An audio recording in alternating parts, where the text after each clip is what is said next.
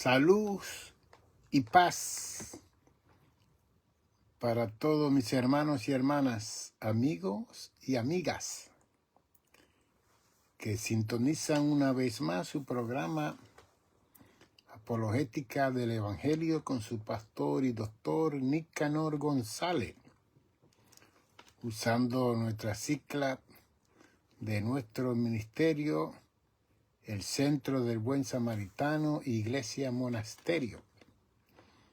Aquí estamos una vez más para entregarle una enseñanza más y estamos como defensores del Evangelio. No voy a decir de la fe, estoy como defensor del Evangelio de Jesucristo.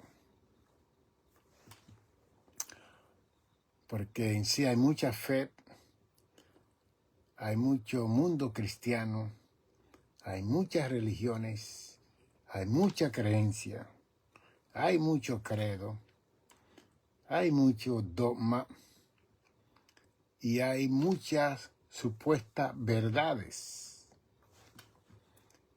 Y el Evangelio es uno solo.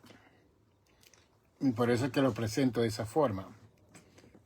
No soy defensor de la fe, sino defensor del Evangelio del Señor Jesucristo, porque el Evangelio resume todo lo que la fe, lo que las religiones tienen que seguir, tienen que practicar. Y por eso hago el énfasis en relación al Evangelio de nuestro Señor Jesucristo. Y estamos haciendo una observación de la epístola a los hebreos y viendo esa epístola como en los primeros siglos presentó una defensa tan fehaciente, tan cristalina, tan verdadera acerca de la persona de Jesús, que es el fundador de la iglesia y fue el que delegó a la iglesia el evangelio de Jesucristo. Y en esa epístola del evangelio vemos al autor presentando de una forma constructiva, sólida, fundamental, la persona de Jesucristo siendo mayor, superior, superlativo, extraordinario, majestuoso, sumo pontífice, sumo sacerdote, y que es el principio y el fin, y que permanece para siempre. Todo eso resume el escrito del libro de los Hebreos.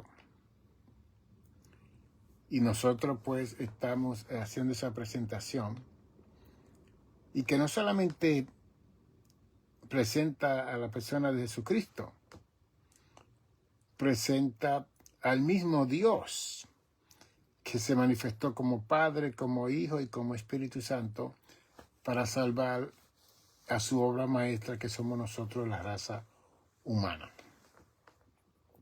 Y por eso es que tenemos que apreciar esta epístola de los Hebreos,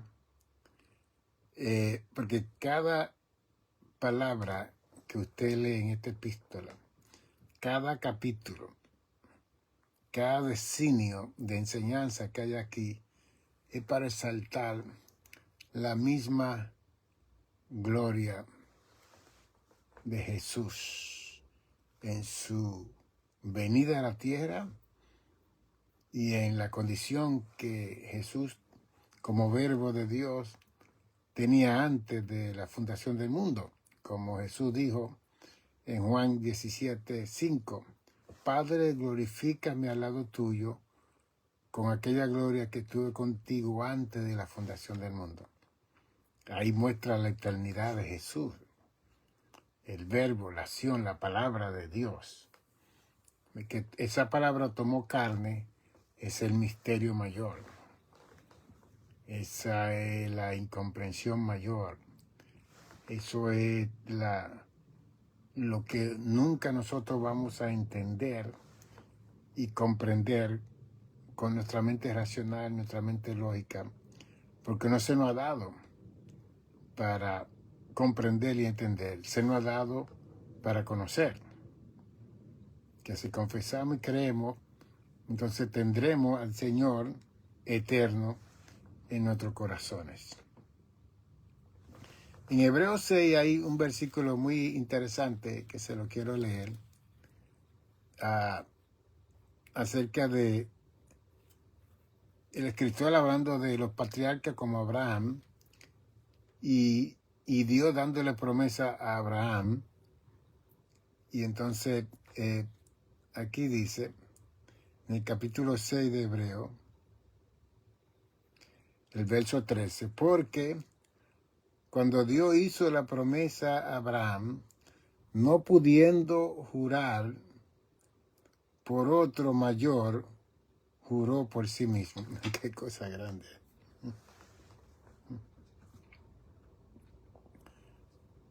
No había otro más grande que Dios. Entonces Dios mismo levanta la mano y él le juramenta a Abraham por sí mismo acerca de todas las promesas que Abraham iba a recibir, tanto personales, que iba a ser un hombre rico, nacionales, que iba a recibir una nación de sus hombros, e internacionales, que todos íbamos a ser hijos de Abraham si creemos en Dios en fe.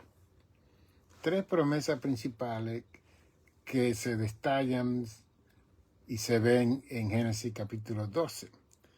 Pero viene los fines de los tiempos en el libro de Hebreos 6:13, donde se establece que Dios entonces, como no había otro más grande que Dios, porque aquí lo dice,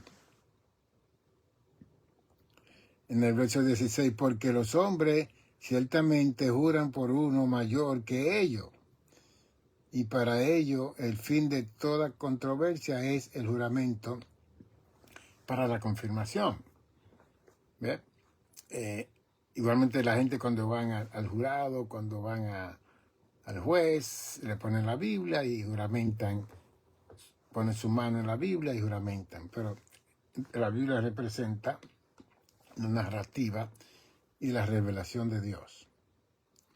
Y después hay otra parte que se menciona en este capítulo 6, verso 17, por lo cual, queriendo Dios mostrar más abundantemente a los herederos de la promesa la inmutabilidad de su consejo, interpuso juramento. Así que en este particular, el escritor de Hebreo está presentando uno de los atributos o características absolutas que solamente habita y está en Dios. Porque hay atributos comunicables que nosotros lo podemos tener, porque Dios lo concede, como el amor, la misericordia, la bondad. Nosotros podemos hacer eso porque nosotros tenemos la imagen y la semejanza de Dios. Pero la inmutabilidad, eso solamente está en Dios. Y la inmutabilidad es aquella perfección por medio de la cual Dios se despoja de todo cambio. No solamente en el ser de Dios, Dios se despoja de todo cambio, sino también en su perfección, en propósito y promesas. Y Dios queda en este atributo exaltado sobre todos los sucesos y está libre de todo aumento o disminución. Dios no se pone más grande, Dios no se pone más pequeño, Dios siempre es igual. O sea, Dios no crece. Porque si Dios siguiera creciendo, entonces no es Dios. Entonces, si Dios tiene que estar cambiando, no es Dios. Dios es Dios inmutable. Él no es como nosotros que nacemos y vamos creciendo. Y mientras crecemos vamos cambiando. Entonces, cuando habla de la inmutabilidad, está hablando de la voluntad de los principios, de sus planes, de sus propósitos, permanecen igual siempre. ¿Ve? Mire la situación del divorcio hoy en día. Las personas hacen promesas en el altar que van a estar con esta persona hasta que la muerte los separe. Y con el tiempo, la muerte no tiene ni que separarlo, que ellos mismos se separan por causa de diferencia, de cambio, porque somos cambiables nosotros los seres humanos, pero eso no se aplica a Dios. Y que eso también lo vemos en las películas, en los muñequitos, que siempre viene un Dios de otro planeta, de otro lugar, que es más fuerte que el otro, y entonces lo sustituye. Eso son mitología, pero eso no se aplica a Dios. Dios no tiene decadencia. Su conocimiento y planes siempre son iguales. Por eso es que en Isaías 55:11 dice que su palabra no vuelve atrás vacía, sino que hará y se cumplirá y cumplirá el propósito, la voluntad y la intención de Dios en la palabra que ha sido hablada y dicha en ese momento. Entonces, aquí el escritor hebreo presenta la inmutabilidad de Dios como un consejo dentro del juramento de la promesa que Dios le está haciendo a Abraham. En otra palabra, yo estoy haciendo este juramento contigo y esto no va a cambiar. ¿Bien? Ese es nuestro Dios. Entonces que vale la pena servirle a este Dios inmutable que no cambie. Por eso es que en Éxodo 3:14, cuando Moisés le pregunta, ¿cómo te llamas? Yo soy el que soy.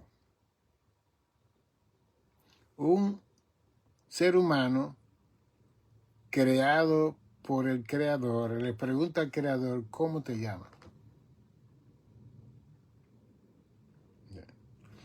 Dios no tiene que darnos explicaciones a nosotros.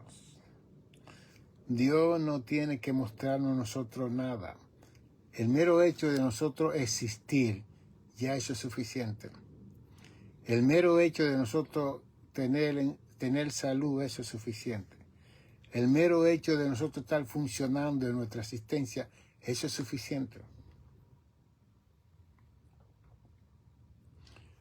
Entonces, la inmutabilidad de Dios establece que todos los propósitos, todos los planes, todas las intenciones, toda la voluntad de Dios, que es perfecta, se realizará y se llevará a cabo en el tiempo de Dios, que será otra cosa.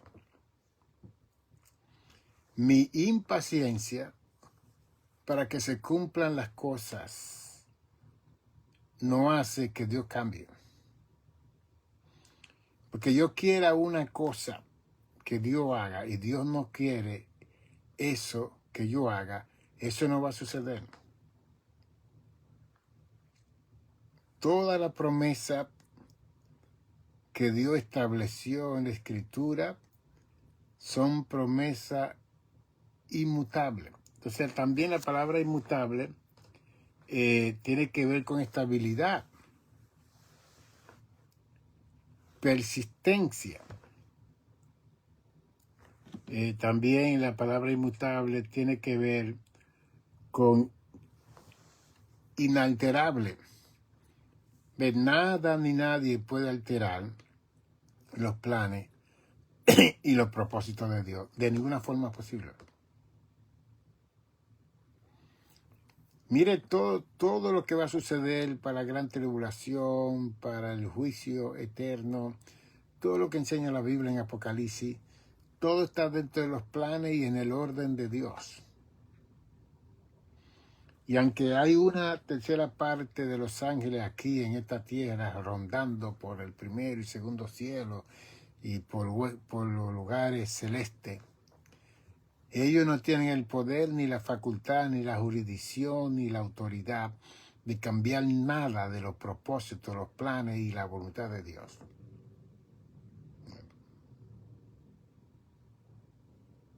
Nosotros somos los que cedemos nuestra voluntad a la fuerza del mal para que ellos entonces tengan control de nosotros, que es diferente. ¿Ve? Y aún así, la soberanía de Dios es tan grande que cuando Dios determina hacer algo, no hay diablo, no hay demonio, no hay principado, no hay potestad, no hay gobernador de las tinieblas, no hay huestes espirituales o ejército que se levante contra lo determinado de Dios para con su criatura, que esa es la otra realidad. Que la soberanía de Dios hace como Él quiere, con quien Él quiere, donde Él quiere, para lo que Él quiere. Y ahí nadie puede entrar. Nadie puede decirle a Dios no. ¿Ve? El querubín protector que fue creado como el sello de la perfección fue nombrado como el hijo de la mañana, Lucifer. Él quiso cambiarle el orden allí en los cielos. Le quiso traer una doctrina diferente, una enseñanza diferente, una situación diferente con los ángeles, que se le dio a él autoridad para que le enseñase a ellos a adorar y a servir y a alabar, porque él era el querubín, grande y protector, que estaba delante de la presencia de Dios, en la misma gloria de Dios. Y él se enorgulleció. Cuando ese mal arropó a Lucifer, o Luzbel, o el querubín grande y protector, el hijo de la mañana, cuando ese mal lo arropó a él, eso fue tan grande y tan poderoso que no hubo reversa, no pudo ir para atrás. Por eso es que él cometió el pecado imperdonable, juntamente con una tercera parte de esos ángeles, el pecado imperdonable, que blasfemaron al Espíritu Eterno de Dios. Y ellos van a tener su justo juicio, como dice Judas 1:6, ángeles que no guardaron su dignidad, potestades que no guardaron su dignidad, fueron lanzados a oscuridad, a prisiones eternas. Entonces, el escritor de los Hebreos nos habla a nosotros de ese atributo de inmutabilidad, de que no hay forma de que Dios cambie lo que Él ha establecido. Y Él ha establecido una salvación para los seres humanos, eso no cambia. Él ha establecido la venida del Espíritu Santo, eso no cambia. Él ha establecido dones y frutos del Espíritu, eso no cambia. Él ha establecido una vida eterna que fue hecha por el Hijo de Dios, eso no cambia. Él ha establecido una nueva Jerusalén, como dice Apocalipsis 21, eso no cambia. Él ha establecido que el sol se va a desaparecer, la luna va a desaparecer, que Él mismo va a ser la propia luz con su propia gloria en la nueva Jerusalén, eso no cambia.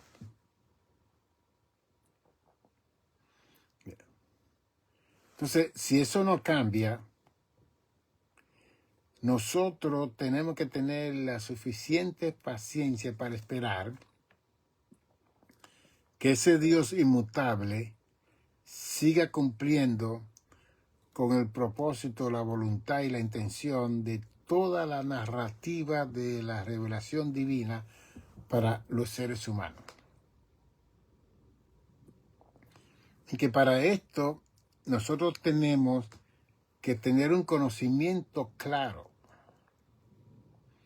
de toda esta palabra divina de Dios, para que no seamos llevados por estratagema y engaño de hombres y mujeres que andan por las redes hoy en día por montones.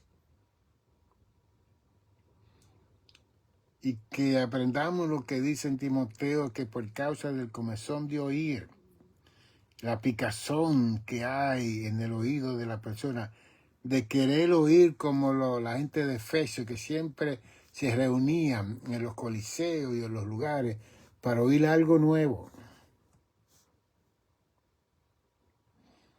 Donde el mismo Hebreo 13:8 dice que Jesucristo es el mismo ayer, hoy y por todos los siglos, es inmutable. Y que la palabra del Evangelio se convierte en una palabra inmutable, que no cambia. Y que aunque la misma iglesia está cambiando el Evangelio, eso no quiere decir que Dios está cambiando. Y que tenemos nosotros que estar claros y tener un conocimiento claro del Evangelio de Jesucristo. Lo primero que dijeron los ángeles del cielo cuando Cristo nació en Belén de Judea fue: os ha nacido un Salvador. Un Salvador os ha nacido. Os doy grandes nuevas. Porque el Evangelio es buena nueva de salud, salvación, gozo y paz.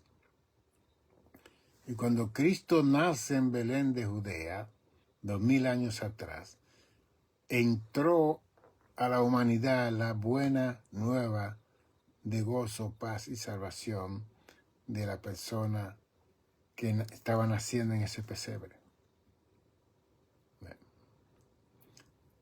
Y que ese niño creció en Nazaret y se crió en esa área. Y cuando comenzó su ministerio se ubicó en la parte norte, que era la parte de Galilea, la parte campesina, donde estaban la mayoría de los judíos.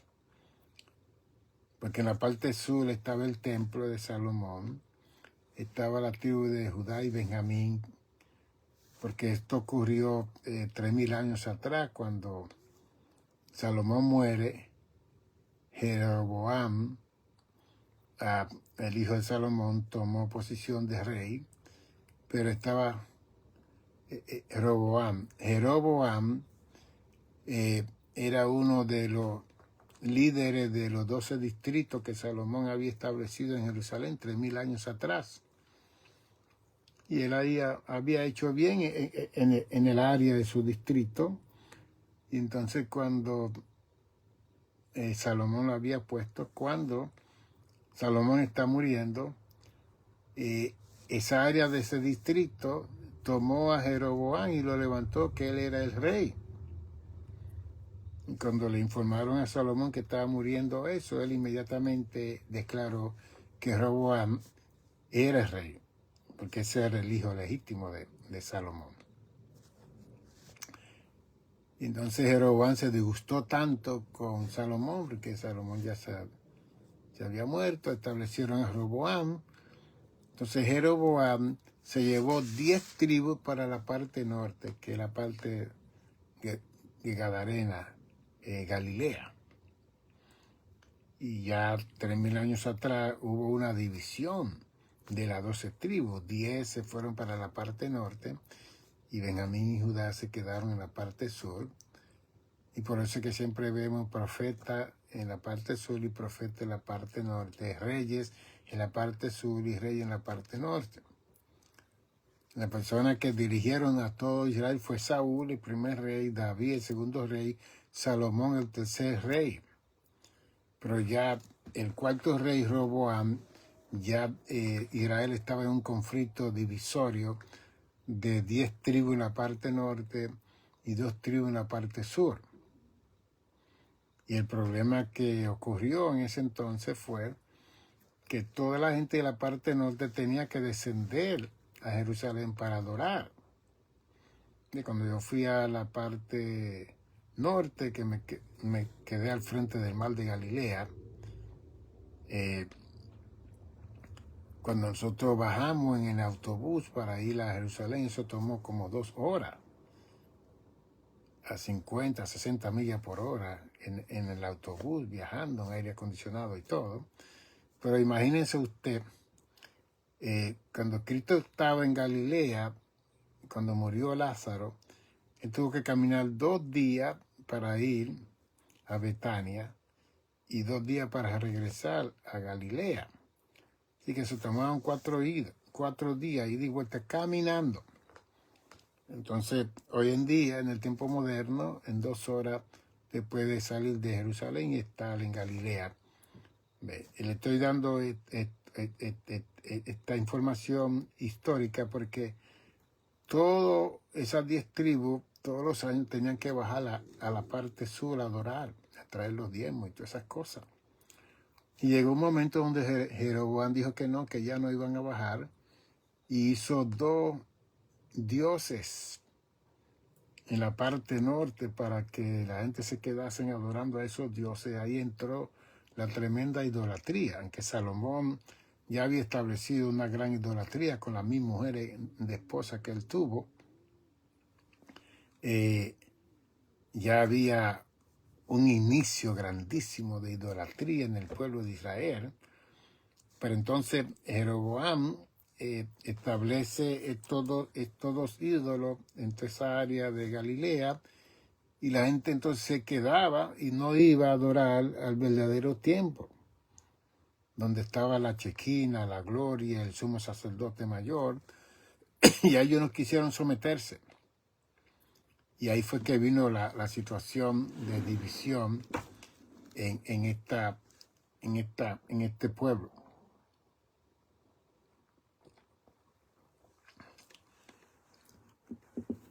Y entonces, al dividirse eso, entonces vinieron todos los problemas en la vida de Israel con esta división hasta el día de hoy. En el día de hoy, por ejemplo, está la situación de que los judíos que están bajo la autoridad de Benjamín Netanyahu, muchos están diciendo que esos no son los verdaderos judíos, que los verdaderos judíos son los palestinos, que siempre se han quedado ahí, nunca se han ido. Donde está ese debate, ¿ve? Y que muchos de ellos son cristianos, de los palestinos.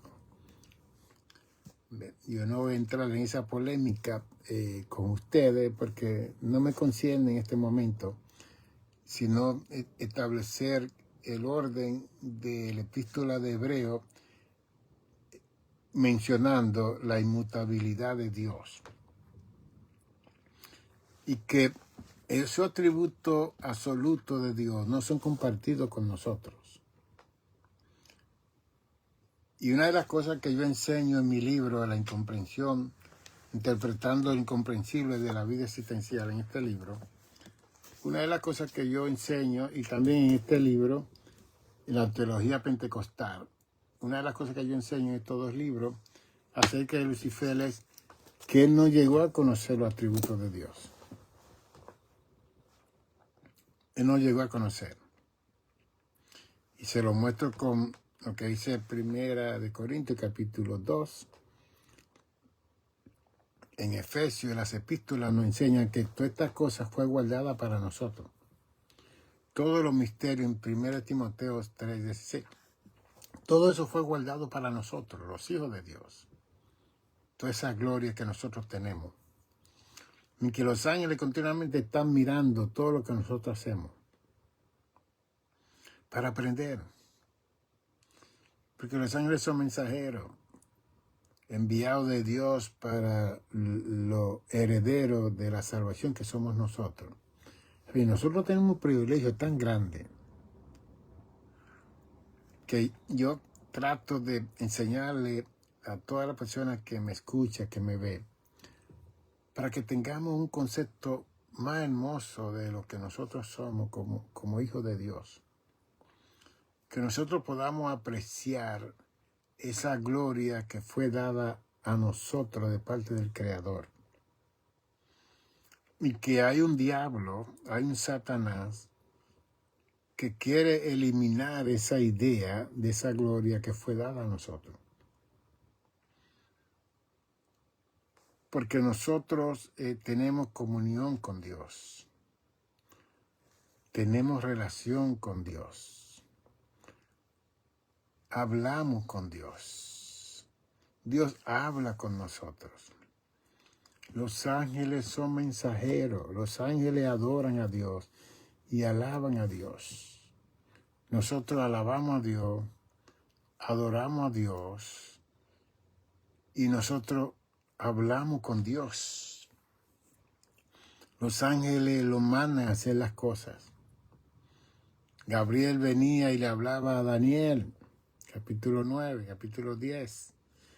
Venía y le hablaba a la Virgen María, que iba a concebir un hijo, Gabriel. Y ellos hablaban. ¿Cómo iba a ser eso? Ellos nos daban explicaciones. Ellos decían, cuando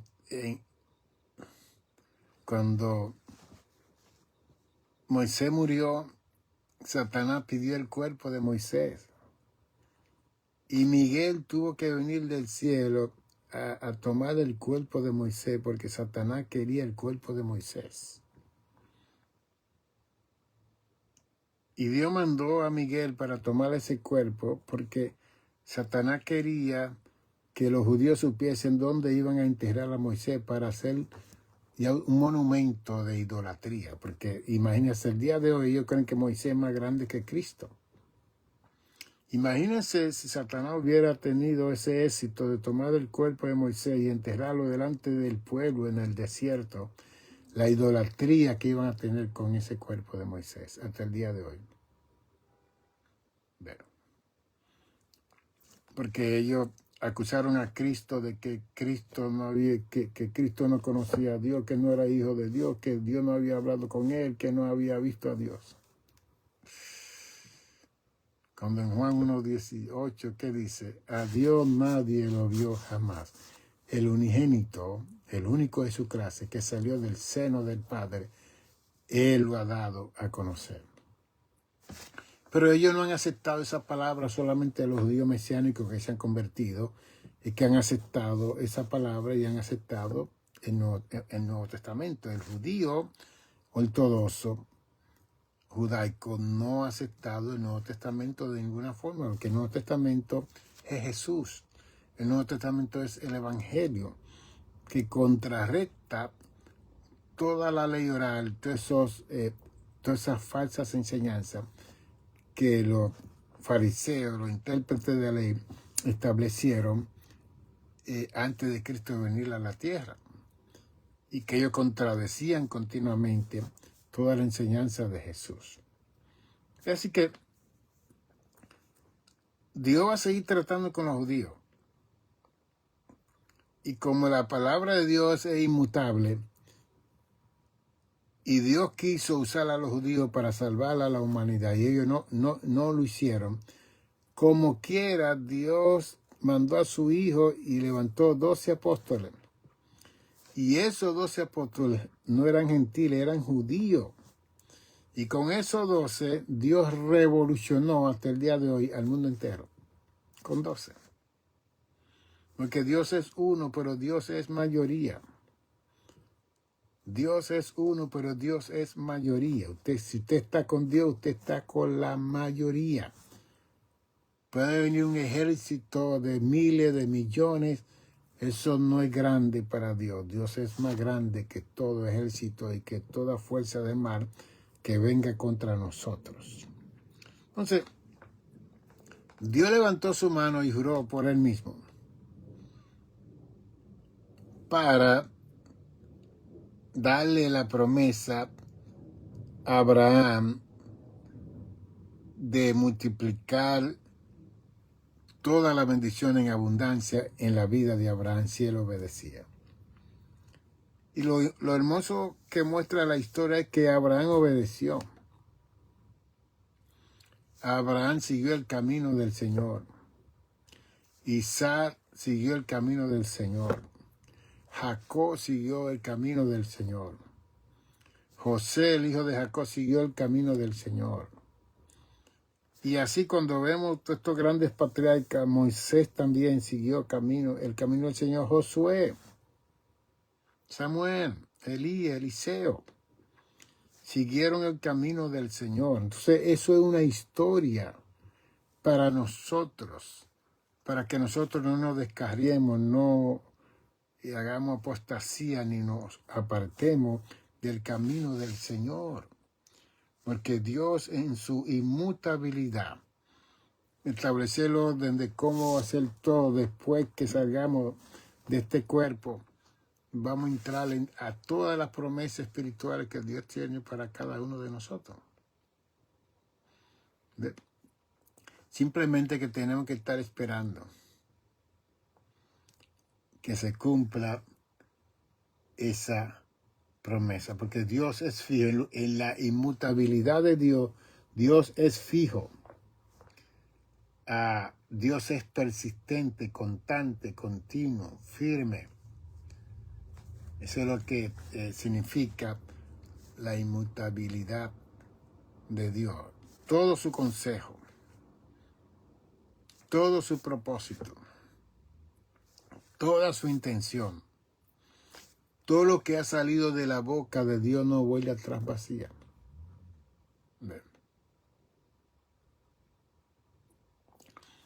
Alguien dijo que por qué Dios no mató al diablo y lo mandó para la tierra, ¿no?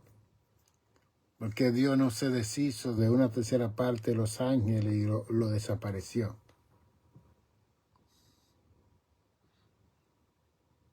Dios es santo, Dios no mata, Dios no destruye. Eso lo hacemos nosotros por la maldad que hay en nosotros, por el pecado que mora en nosotros. La santidad de Dios no mora la maldad, no mora la destrucción, no mora. Nosotros somos los que nos hacemos mal. Mire lo que dice la palabra en número 32:23. Si tú no obedeces la ley, sabed que vuestro pecado os alcanzará. Entonces, ¿quién me alcanza? ¿Mi Dios, el diablo? No, mi mal, mi desobediencia. ¿Ve? Romanos 6:23, la paga del pecado es muerte. Entonces está ya establecido en la Escritura. Yo peco si yo no me arrepiento, si yo no me aparto, como dice Deuteronomio 28:13, que el que confiesa y se aparta alcanzará misericordia. Si yo continúo haciendo el mal, ¿qué me espera? La muerte. Oh, Dios lo mató. Dios no mata. Nosotros nos matamos a nosotros mismos. Nosotros nos destruimos a nosotros mismos. Porque si la ley está establecida, los mandamientos están establecidos y yo lo desobedezco, yo me mato a mí mismo. Y esto es una enseñanza un poco elevada porque nosotros hemos leído el Antiguo Testamento y vemos a Dios defendiendo a Israel y los escritores diciendo Dios lo mató y Dios lo destruyó. Dios está defendiendo al pueblo que clama. Senaquerí se levantó y desafió a Israel, un pueblo indefenso que estaba detrás del muro. Y él vociferó en contra de Dios y todo. Dios mandó un ángel. ¿Y cómo fue que el ángel mató a 185,000 personas? Simplemente él lo confundió a todos. Ellos mismos se mataron. Que estaba oscuro. Creían que era el enemigo que venía. Ellos mismos se mataron. Y eso es algo que yo he escrito en mi libro, La incomprensión del mal y la santidad de Dios. Ese libro está en Amazon, La incomprensión del mal y la santidad de Dios. Lee ese libro para que usted vea lo que yo enseño acerca de la santidad de Dios. Usted ve siempre a Satanás, que es malo, desafiando a Dios. ¿Ve? Dios alabando a Job y Satanás desafiando a Dios. Tú le das todo, Él te pide, tú le das todo, y le has dado riqueza, y le has dado bendiciones. Prueba, lo quita. ¿Por qué no le quita todo lo que tiene y tú verás? Ahora, cuando Dios dio permiso, no fue Dios que le quitó a Job todo, fue Satanás. Que la santidad de Dios no hace eso. No hay forma en la santidad de Dios hacer mal. Dios no peca. Dios no destruye lo que Él crea. Pero es que Él tiene la confianza en nosotros, que nosotros vamos a vencer, que vamos a triunfar, que vamos a decirle que no a la fuerza del mal cuando vengan a que nosotros hagamos el mal. Esa es la fe de Dios en nosotros por la santidad en Dios. Que la santidad es como una inocencia tan grande como la tenía Adán y Eva cuando la serpiente antigua le habló a ellos, que ellos no tuvieron la capacidad de saber que la serpiente no se les dio voz para hablar. Los animales no han tenido facultad para hablar. Solamente nosotros, los seres humanos, para adorar y proclamar y alabar a Dios. Pero cuando uno es inocente y no sabe esas cosas, como un niño, si un gato le habla a un niño, el niño va a hablar con el gato, con el perro. Normal. Porque todavía no le ha nacido ese mal original de Adán y Eva en ese niño y en esa niña. Y así usted puede comparar la santidad de Dios. No hay mal en Dios. Lo que hay es palabra dada de Dios que ejecutan su juicio diferente. Y tenemos que entender estas cosas. Tantos predicadores que están en los pueblos, Dios te va a matar, Dios te va a dar un cáncer, Dios, pero que es increíble. ¿Cómo que Dios le va a poner cáncer y enfermedades cuando la Biblia dice en Isaías 53, 4 y 3 que por su llaga Él fue herido y molido y por su llaga nosotros fuimos ya pasados, fuimos curados? Entonces, Dios viene en la persona de Cristo para sanar nuestras heridas, para sanar nuestras enfermedades y nos va a enfermar. Pero nosotros clamar para que Jesús nos salve, por favor, eso no funciona así, es una mala teología de estos grandes predicadores en el mundo que hablan de eso porque no conocen la palabra de Dios. Pero doctor, usted me pregunta, entonces, si todos esos milagros y todas esas cosas, bueno, ¿usted no ha leído Mateo 24, 24? Falsos cristos, falsos profetas, que harán portentos, señales y maravillas y engañarán, si fuera posible, aún a los escogidos de Dios. Entonces, si una persona está mal en la enseñanza del Evangelio, que sí que esa persona tiene un espíritu de error. Y ese espíritu de error es que va a usar a esa persona, no es el Espíritu Santo, no es Dios. ¿Y qué va a hacer el espíritu de error? Va a usar a esa persona haciendo portentos, maravillas, señales, milagros, para que entonces la gente dejen de seguir a Jesús, el Evangelio, la palabra, y sigan a ese hombre y a esa mujer. Entonces, lo que vemos un montón de gente siguiendo a hombre y a mujer en este mundo y dándole toda su finanza y todo su dinero, y ellos viviendo con una vida esplendorosa, con 20 carros de toda marca, de 500, 1000, de 1 millón, de 3000, 5, 6 aviones. Por favor. Esa no es la señal del Evangelio. Cuando en Mateo 5, 6 nos habla que no podemos servir a la riqueza y a Dios, porque amará a uno y aborrecerá al otro. ¿Ve? Entonces, si nosotros estamos dando es porque estamos viendo portentos, señales y milagros. Y si nosotros entramos a esos lugares, también vamos a ser engañados por ese espíritu que hay en esos lugares. La gente no entiende eso. Porque ellos se preparan para hipnotizar a todo el mundo que entra a ese lugar. Entonces usted va buscando un milagro, buscando una señal, usted la va a ver, porque dejó de creer en lo que dice Marcos 16, 17 y 18. Y estas señales seguirán a los que creen en mi nombre. Nosotros no seguimos señales y conocemos el Evangelio, las señales nos siguen a nosotros. Entonces cuando usted va siguiendo la señal, usted ya está siguiendo otro evangelio. Está siguiendo a un hombre y a una mujer que no le va a dar la gloria que le pertenece a Jesús. Bien. Entonces, si ese evangelio que está predicando esa persona como el evangelio de prosperidad, que se ha anunciado todo el tiempo, en este tiempo más que nunca, si Cristo viene, le va a decir que ese no es el evangelio de Jesucristo. ¿Ve? Y que estamos viendo hoy en día muchos de estos hombres y mujeres que están cayendo de esa gloria.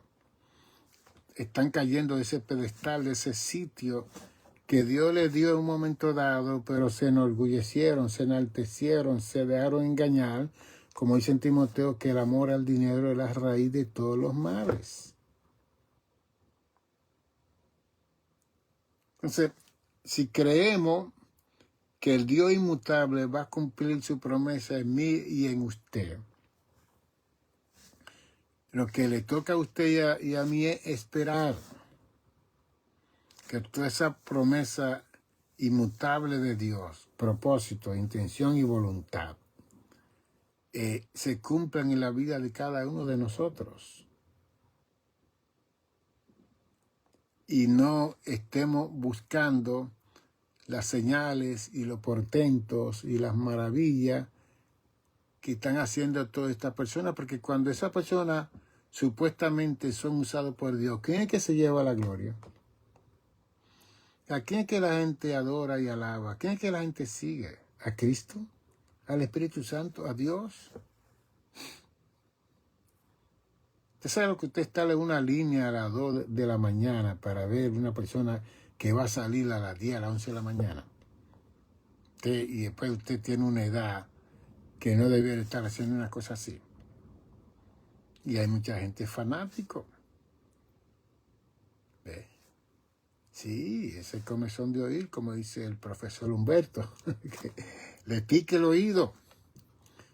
Pero andan buscando portentos, señales. Porque en mi iglesia no hay nada de eso. Así dicen algunos. Aquí no se mueve ni el mosquito, ni el abanico yo siento que se mueve aquí en esta iglesia.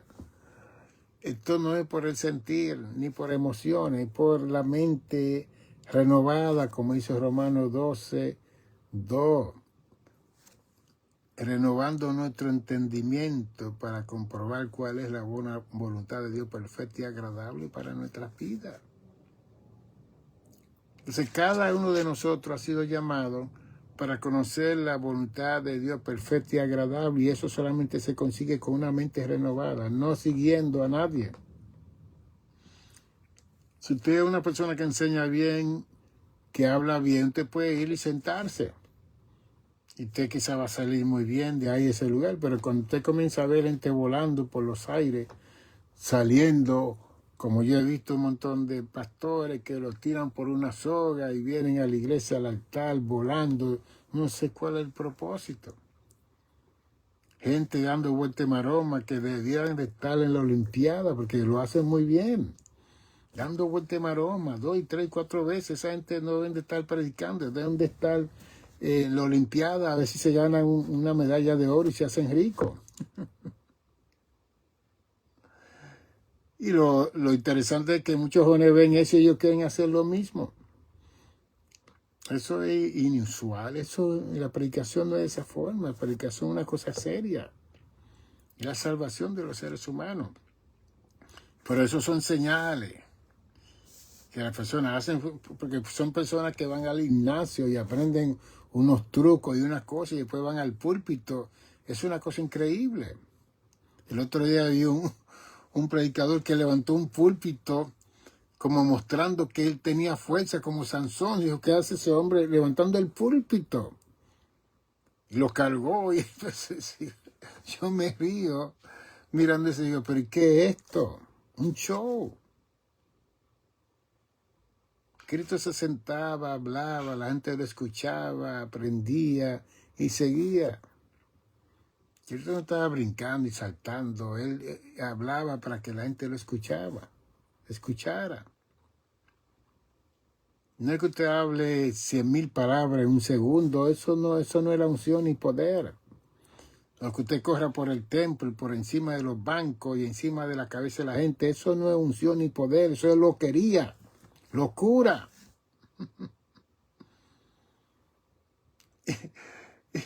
Imagínense, yo soy un psicoterapeuta que conozco la conducta humana. Imagínense yo viendo esas cosas, la evaluación que me llevan a ser esa clase de persona. En mi mente, en mi corazón. Por eso es que yo no estoy en todos los lugares. Ya yo estoy quieto en mi vida. Yo me retiré, yo estoy sirviendo al Señor, estoy amando a Dios, tengo todo mi tiempo para Dios y para mi familia y para hacer la voluntad de Dios y para enseñarle a ustedes.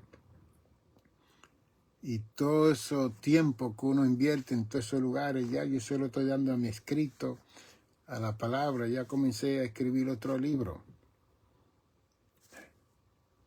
Que ya uno entró en otra etapa, en otra dimensión para poder seguir ayudando a las personas. Porque la palabra de Dios es viva y eficaz y más cortante que toda espada de 2 filos, que penetra hasta partir el alma y el espíritu, la coyuntura y los tuéstanos, y discierne los pensamientos y las intenciones del corazón. Hebreos 4:12. Y no hay cosa creada que no sea manifiesta en su presencia. Antes bien, todo está descubierto. ¿Ve? Hay personas que debieran estar sentados buscando terapia y ayuda terapéutica para sus vidas y no predicando. Porque lo que están presentando no es lo genuino, lo auténtico, lo verdadero del Evangelio de Romanos 1:16, porque el Evangelio es poder para cambiar, para transformar, metanoia, para que la gente dé media vuelta y sean hombres y mujeres diferentes. No es para que haga lo que yo hago, que brinco y salto, no. Hay personas que tienen OCD, Obsessive Compulsive Disorder. ¿Usted no sabía eso? Y cuando están en los púlpitos y los altares manifiestan esa compulsión de desorden, de compulsión. Lo muestran. Y después decimos que es el Espíritu Santo. Entonces, ¿cómo vamos a tratar con todas estas cosas que estamos viendo hoy en día? Todos estos shows, porque ya hoy en día, si no hay una manifestación, ya la gente no puede sentarse y escuchar un buen maestro, una buena enseñanza, ¿no? Porque en la enseñanza es que se hace el discipulado, no en la predicación. La predicación es la proclamación para el llamamiento a la salvación, pero después de la salvación viene el discipulado, que es mayor. O sea que ambas se necesitan, ambas son paralelas, la proclamación y la enseñanza. Y una supera a la otra y la otra supera a la otra. La primera supera a la enseñanza y después que la persona es salvo, entonces la enseñanza supera a la proclamación, porque ya esa persona no hay que predicarle, lo que hay que enseñarle para que esa persona se convierta en un proclamador también, en un maestro también, porque va a ser un discípulo que va a hacer lo que Dios lo va a mandar a hacer a él y a ella en sus diferentes lugares. Dios es inmutable. Todo lo que Dios intencionó hacer, eso no cambia.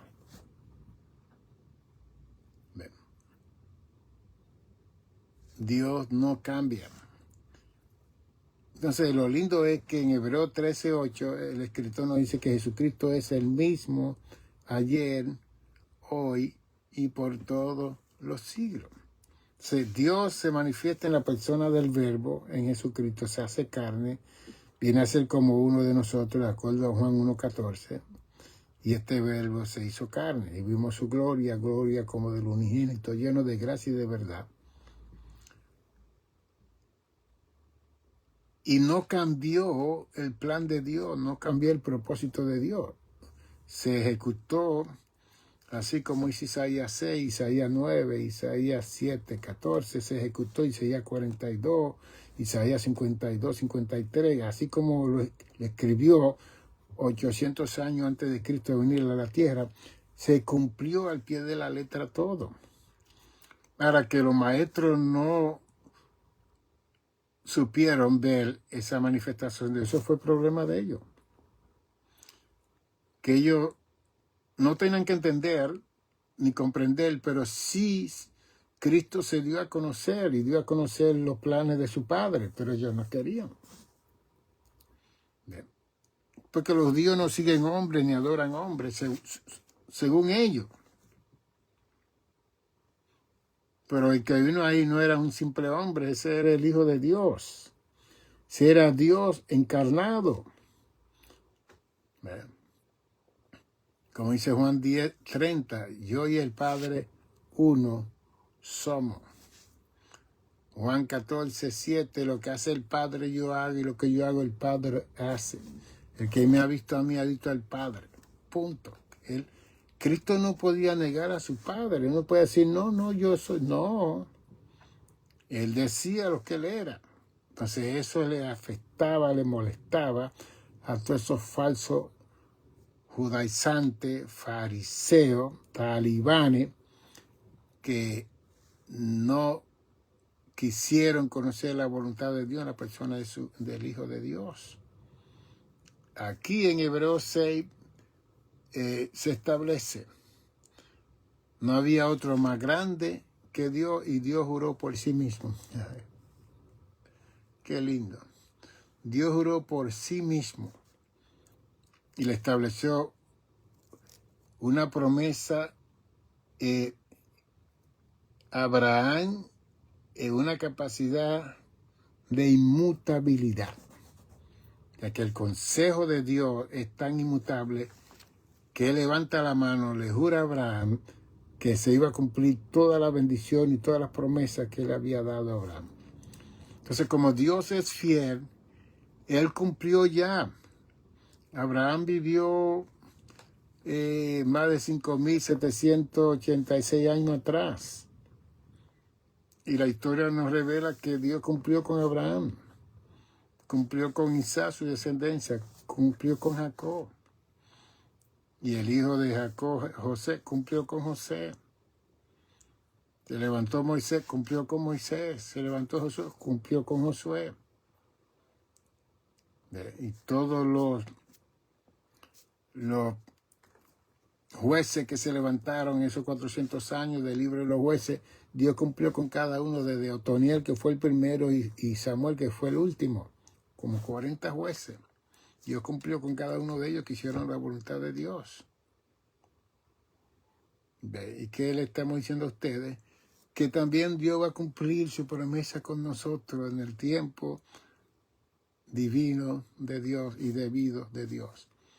Que no nos desesperemos, que no nos angustiemos, que no estemos en pánico, en ansiedad, que el mundo se va a acabar, que aquí se va a ir la luz 20 días, un día. Olvídese.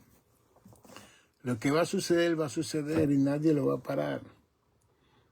Pero lo que Dios tiene para nosotros, los hijos de Dios, es bueno, es maravilloso.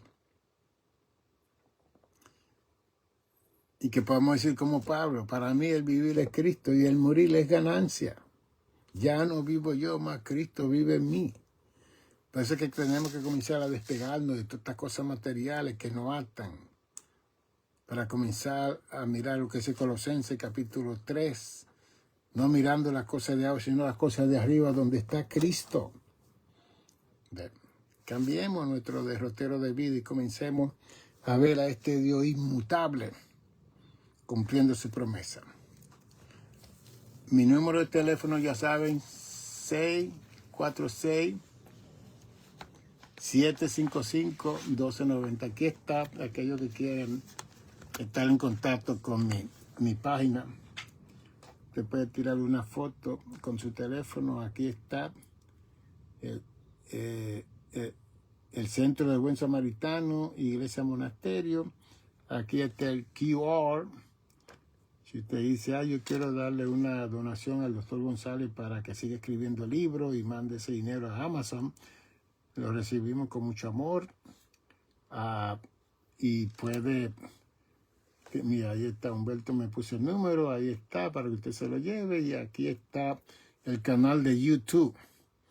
Todos estos programas están en YouTube. Yo tengo una secretaria que me los pasa a YouTube cada vez que yo hablo, y usted puede buscar todas las intervenciones que yo he hecho y la puede poner aún en la televisión con la familia para que podamos aprender. Tengan al maestro González en su casa, tranquilito. Dios le bendiga, nos veremos en 2 días. Bendiciones.